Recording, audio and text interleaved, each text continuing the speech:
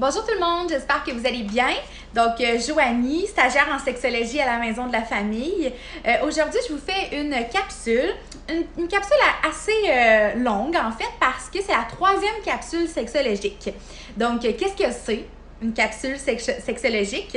En fait, si vous les aviez pas vues les premières, la capsule 1 et la capsule 2, je vous invite à aller les voir ou les revoir sur la chaîne YouTube de l'organisme. Donc, en fait, ces capsules-là, moi, je réponds à vos questions. Donc, vous avez des boîtes à la Maison de la Famille. Là, il y en a 3 ou 4 dans les toilettes des femmes, dans les toilettes des hommes. Puis en haut aussi, là, à l'étage où il y a la garderie, la halle garderie, dans le fond, il y a des boîtes où vous pouvez poser vos questions. Et puis moi, j'y réponds sous forme de capsule, comme ça. Donc, vous pouvez poser n'importe quelle question. Et moi, j'essaie de répondre du meilleur de mes connaissances, finalement. Donc, on y va avec la première question. J'ai mis vos questions dans un petit plat. Donc, on y va. Je brasse. Donc, la première question, c'est: quelle est la différence entre un orgasme et un orgaste? Donc, c'est intéressant, hein? Parce que certains d'entre vous, peut-être, pensaient que c'est la même chose, que c'est juste un mot. Mais là, il y a une différence. Donc, on a dit orgasme et orgaste. Donc, je vous explique. On va commencer par l'orgaste. Donc, en fait, avant d'avoir un orgaste, il va avoir tout le reste de la réponse sexuelle. Parce qu'en fait, l'orgaste, c'est la dernière étape de la réponse sexuelle. Donc, avant ça, on va avoir la lubrification vaginale ou aussi le liquide séminal là, chez l'homme. Donc, il va y avoir une lubrification. Il va y avoir la respiration qui va s'accélérer, des petites rougeurs sur le corps. L'érection aussi des mamelons, donc les mamelons qui vont devenir plus durs. Donc, ça, c'est des signes, en fait, avant l'orgasme qui se produit. Et là, en fait, l'orgasme, c'est vraiment, c'est la décharge orgastique, dans le fond. Donc, ça va être l'émission chez l'homme du sperme. Et parfois, chez la femme, il va y avoir des fluides aussi qui vont être expulsés. Ça peut être en petite quantité, ça peut être en grosse quantité. Ça dépend des femmes, en fait. Donc voilà, ça, c'est l'orgasme en général. Puis, en fait, qu'est-ce qu'il ne faut pas oublier, c'est que c'est vraiment une série de contractions musculaires. Donc, des contractions, en fait, qu'il va y avoir dans l'anus, qu'on va sentir dans l'anus ou dans le muscle du périnée et qui va avoir l'expulsion, comme j'expliquais. Qu'est-ce qui est la différence? C'est ça la question. C'est quoi la différence avec l'orgasme? En fait, l'orgasme, c'est la même chose. C'est juste une notion de plaisir, de consentement, en fait. Je vous donne un exemple. Quelqu'un qui subit une agression sexuelle, par exemple, peut avoir des orgasmes parce que c'est un processus qui est mécanique, c'est vraiment mécanique, donc ça peut se produire. Tandis qu'un orgasme, ça se produit quand on a du plaisir. Il y a des facteurs aussi sociaux, environnementaux par rapport à ça. Donc, c'est quoi, avec qui on est où, c'est quoi l'ambiance, c'est ce qu'on veut. Donc, il y a toute cette notion-là avec l'orgasme. Donc, je vous dirais que c'est les principales différences. Mais que tous les deux, en fait, arrivent après des stimulations de zones érogènes. Voilà. Et surtout l'orgasme, en fait, parce que, comme je le disais, l'orgasme, il y a une notion de plaisir. Donc, le fait de toucher certaines zones érogènes, c'est un mot qui est difficile. Érogène, ça peut procurer plus de sensations, plus de plaisir. Je vous donne un exemple. Chez la femme, les zones érogènes, ça peut être le vagin, le clitoris, les grandes lèvres, les glandes aussi. Chez l'homme, ça peut être le pénis, les testicules, la prostate. Là, peut-être que j'en oublie, ça se peut. Puis pour les deux, l'homme et la femme, on a des zones érogènes, on a les oreilles, les aisselles, tout ça. Donc, en stimulant ces zones-là, on peut avoir un orgasme. Donc, voilà les différences. Donc, qu'est-ce qui est à retenir? C'est qu'il y en a un qui est plus mécanique, donc l'orgaste, et il y en a un qui a la notion de plaisir, de zone érogène et tout ça. Donc, ça, c'est l'orgasme. Voilà pour la première question. On y va avec la deuxième. Est-ce que les femmes éjaculent aussi? Ça, c'est une très bonne question. Donc en fait, ben, l'éjaculation, juste pour qu'on parle le même langage, là, donc l'éjaculation, c'est vraiment l'émission hein, de liquide, donc lors de l'orgasme. Par exemple, chez l'homme, c'est le sperme. Donc, en fait, oui, hein, l'éjaculation féminine existe. Oups, excusez, hein, la caméra. Donc, elle existe, mais on va l'appeler l'émission fontaine. Donc, en fait, ben, le mot un petit peu plus familier, c'est femme fontaine, finalement. Mais le terme plus scientifique, c'est émission fontaine, parce qu'en fait, c'est pas vraiment une éjaculation. Je vais vous expliquer la différence. Donc, en fait, l'émission fontaine peut se passer avant l'orgasme, pendant l'orgasme, ou peut se passer pas durant l'orgasme, pendant la relation sexuelle. Donc, c'est pour ça que c'est pas comme une éjaculation. Je vais vous montrer avec des petits tableaux aussi tantôt, des images, là, pourquoi on n'appelle pas ça une éjaculation féminine. Donc, comme je disais tantôt, là, pour l'orgasme, en fait, c'est que c'est vraiment la stimulation des zones érogènes qui peut là, provoquer cette émission fontaine-là, finalement. Et qu'est-ce qui est important à savoir, c'est que la quantité de fluide que la femme va expulser est très différente d'une femme à l'autre. Donc, ça peut être une petite quantité comme une très, très grande quantité qui peut aller, une très grande quantité, jusqu'à comme 2 verres là, plein, là, même peut-être plus. Donc, ça dépend vraiment des femmes, OK? Je vais sortir mes petits tableaux. Donc, je vais commencer... en fait, je vais vous commencer par vous montrer la biologie, hein, l'organe féminine, donc la vulve. Là, vous voyez? Oui, vous voyez bien. OK, parfait. Donc, en fait, ce que je veux vous montrer, principalement, donc on a juste les zones érogènes dont on parlait tantôt. On a le clitoris qui est ici. On a les grandes lèvres aussi qui sont ici. Sinon, on a le vagin, hein, ici. Oups, vous ne voyez plus rien. On a le vagin ici. Et là, ce que je veux vous montrer, c'est les glandes de Skene, OK, qui sont ici. Les glandes de Skene, juste à côté. En fait, ils sont juste à côté de l'urètre. Hein? L'urètre, c'est en fait le canal où l'urine va passer. Hein? Donc, les glandes de Skene, ils sont vraiment juste à côté, donc de façon parallèle. Donc, elles sont là. Puis, en fait, c'est vraiment il y a les glandes de Skene qui vont expulser un certain liquide, en fait, qui est là pour la lubrification en général, mais là, c'est d'autres. Là, on va aller dans d'autres. C'est les glandes de Bertholin, en fait, là, qui sont là pour la lubrification, mais il y a quand même un liquide dans les glandes de Skene qui s'expulse. Et là, comme que vous avez vu, les glandes de Skene sont vraiment à côté, donc parallèles à l'urètre.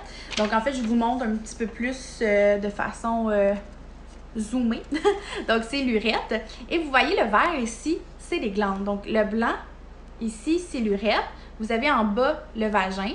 Et ici, c'est les glandes para-urétrales, les glandes de Skene. Donc, vous voyez, quand il y a une pénétration, par exemple, ça va nécessairement stimuler ces glandes-là. Et puis, il y a du liquide qui sort. Mais, attention, ce n'est pas la réponse de l'émission fontaine. Mais ce que je voulais vous expliquer, en fait, c'est que les glandes de Skene, donc les glandes para-urétrales, seraient comme la prostate chez la femme.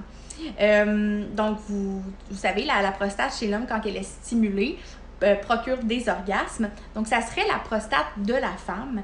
Par contre, une prostate, c'est quand même assez gros, là. Ça pèse à peu près 30 grammes, peut-être. Tandis que ces glandes-là pèsent 3 grammes. Donc, juste pour vous donner une idée du liquide qui peut sortir chez la femme, c'est très peu, là. C'est vraiment très peu parce que juste le sperme, quand il y a une éjaculation, c'est une petite quantité quand même. Donc là, pour l'émission fontaine, on ne parle pas d'une petite quantité. On parle quand même d'une plus grosse quantité.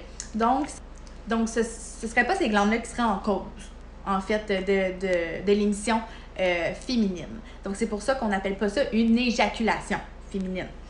Donc, je vous explique de où ça vient. Donc, en fait, ils ont fait des recherches. Il y a des scientifiques qui ont fait des recherches, puis même des expériences.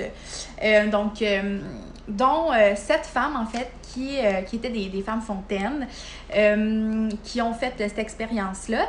Et quand ils sont allés vérifier, en fait, dans le liquide, donc qui est expulsé là, par la femme lors de l'orgasme ou avant l'orgasme, il y avait des composantes qu'il y a dans l'urine. Donc, il y avait de l'urée. Et là, je veux juste regarder sur ma feuille pour ne pas me tromper dans les termes. Il y avait de la créatinine et de l'acide urique. Donc, c'est des choses qu'on retrouve dans l'urine. Donc là, ils se sont demandé, OK, donc ça vient de la vessie. Donc, ils ont fait un test. Ils ont demandé à ces femmes-là de vider leur vessie, donc d'aller uriner avant d'avoir une activité sexuelle. Et ils ont fait une échographie, dans le fond. Et pendant l'activité sexuelle, ils ont fait une autre échographie. Et puis, ils ont vu que la vessie se remplissait durant l'activité sexuelle. Et lorsqu'il y avait l'expulsion de ce fluide-là, la vessie se vidait complètement. Donc, c'est là qu'ils se sont rendus compte que ça vient de la vessie. Puis là, peut-être que certains d'entre vous vont dire « Oh, donc c'est de l'urine. » C'est pas nécessairement de l'urine parce que la vessie a été vidée avant. Si la vessie a été vidée avant, elle se remplit. Donc, ça vient de là. Mais là, il n'y a pas beaucoup de recherches scientifiques sur le sujet. Donc, je vous dis ce que j'ai trouvé. Mais ça viendrait de la vessie, finalement. Puis c'est pour ça aussi que les femmes qui ont des émissions fontaines vont dire qu'ils ont envie d'uriner. Que c'est comme une sensation d'envie d'uriner, donc ça viendrait de là.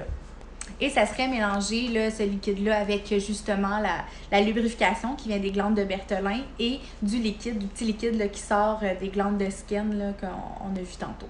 Donc ça viendrait principalement de là, le phénomène d'émission fontaine. Donc, oui, les femmes peuvent éjaculer, mais on n'appelle pas ça comme ça, on appelle ça émission fontaine. Donc, voilà. Et puis, pour juste une petite statistique pour vous, c'est de 10 à 40% des femmes qui auraient des émissions fontaines.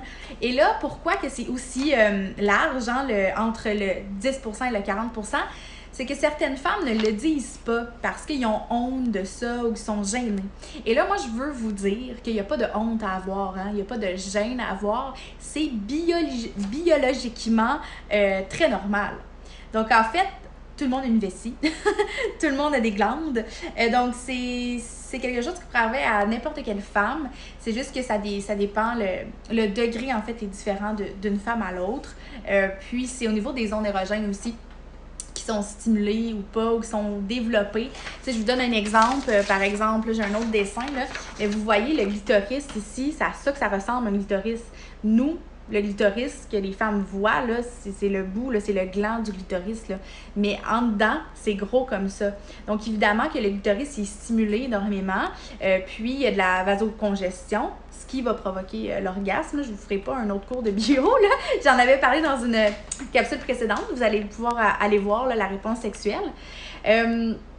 Mais c'est ça. Donc, vous voyez, quand c'est stimulé, bien là, les glandes sont stimulées aussi. Donc, tout est comme stimulé en même temps, ce qui fait que le liquide peut être différent d'une femme à l'autre. Donc, voilà, j'espère que ça répond à votre question. C'est sûr qu'on pourrait en parler longtemps, puis si j'avais eu un tableau, j'aurais pu vous faire des dessins pour que ça soit plus facile à comprendre. Mais voilà, donc la réponse, elle est que oui, ça se peut très bien. Donc, on va piger une autre question. Donc, j'y vais. Bonjour, je suis une femme de 47 ans. Je vis seule depuis 5 ans déjà. J'ai envie d'avoir un nouveau partenaire dans ma vie, mais je n'ai plus de libido depuis 2 ans. OK, parfait. Donc, une femme de 47 ans qui vit seule depuis 5 ans. Donc là, on ne sait pas si elle était en couple avant ou... On imagine que oui, peut-être. Puis, en fait, là, cette femme-là de 47 ans a envie d'avoir un nouveau partenaire dans sa vie, mais elle n'a plus de libido. Donc, il n'y a pas de question par rapport à ça, mais c'est une affirmation. Donc, je vais vous dire que la libido, qui est le désir, en fait, hein. Nous, on dit libido, c'est plus familier, mais on va parler de désir, de baisse de désir. La baisse de désir peut arriver à cause de plein de facteurs, que ce soit des facteurs personnels, que ce soit des facteurs environnementaux, des facteurs psychologiques. Il peut y avoir beaucoup de facteurs qui font qu'une baisse de libido. Donc, je vais vous en nommer quelques facteurs. Donc, en fait, la baisse de libido peut arriver après une séparation parce que c'est un stress, en fait, hein, une séparation. Donc, ça peut arriver là. Ça peut arriver aussi à la suite de traumatismes qu'on a vécu. Donc là, j'ai pas la vie globale, hein, de cette femme-là. Qu'est-ce qui est important, en fait, à aller vérifier, c'est que c'est quoi ça signifie, hein, pour vous, la baisse de libido. Parce que des fois, les gens vont penser qu'ils n'ont plus de libido du tout. Puis quand on explore un peu, finalement, ils en ont de la libido parce qu'ils ont encore des pratiques masturbatoires, ils ont encore des fantasmes, donc il y en a de la libido. Donc, il faut juste aller voir dans quelles circonstances il y a une baisse ou qu'il n'y en a plus du tout. Donc, ça, c'est super important à savoir, mais voilà, donc je continue avec mes facteurs. Donc, c'est ça peut être par rapport à une séparation. Il ne faut pas oublier aussi, c'est marqué depuis 2 ans. Il y a peut-être aussi l'élément de toute la pandémie, tout le stress que la pandémie a pu avoir sur les personnes. Les changements dans la sexualité là, avec la pandémie ont été énormes. Surtout si la madame, elle était seule, donc elle avait peut-être moins d'occasions de rencontrer. Donc, ça peut être un facteur aussi. J'y vais aussi avec l'âge, donc 47 ans. À 47 ans, il peut y avoir la préménopause, hein, donc les hormones qui changent, l'estrogène, la progestérone, la sérotonine, la dopamine, tout ça. Donc, tout ça change. Il y a des changements immenses dans les hormones, ce qui fait que ça peut avoir une baisse de libido aussi. Ensuite, il peut y avoir les distorsions cognitives également, là, donc par rapport à l'image corporelle, comment la personne se perçoit elle-même, sexuellement, comment qu'elle se perçoit aussi. Donc, il peut tout avoir les pensées, hein, les distorsions cognitives, donc c'est les pensées inadéquates un peu qu'on a envers nous, envers les autres, envers les situations. Donc, il peut avoir ça. Il peut avoir des facteurs, comme je vous disais, environnementaux, le stress au travail, tout ça. Donc, ça peut être beaucoup de stress. L'important, en fait, là, c'est d'aller voir qu'est-ce qui se passe. Donc, c'est quoi l'environnement de la personne pour vraiment savoir pourquoi il y a cette baisse de libido-là. Mais il peut y avoir plein de facteurs. Donc, ce que je veux dire, c'est que la baisse de libido, c'est quelque chose qui est très normal, qui est très normalisé. Parce que dans la vie, tout le monde vit des stress, tout le monde, puis à des degrés différents, là, mais tout le monde vit des choses différentes qui peut provoquer une baisse de libido. Puis c'est pas parce qu'on a une baisse de libido qu'on a un trouble du désir ou quoi que ce soit, hein?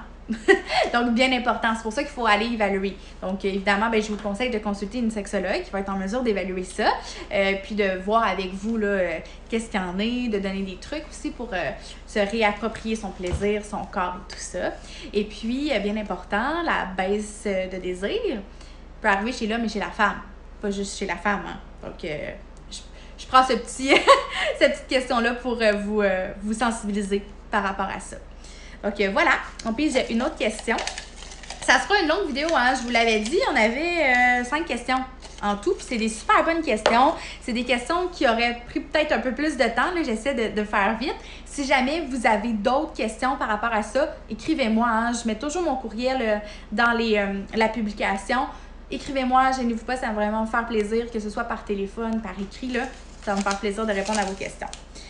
Donc, quand la sexualité commence et quand elle s'arrête? Quelle belle question. En fait, j'adore cette question-là parce que en ce moment, vous savez, hein, je suis en train de faire des ateliers sur le développement psychosexuel des enfants. Donc, pour moi, c'est très important de sensibiliser à la sexualité des enfants. Donc, quand elle commence dès la naissance et quand elle se termine au décès. OK?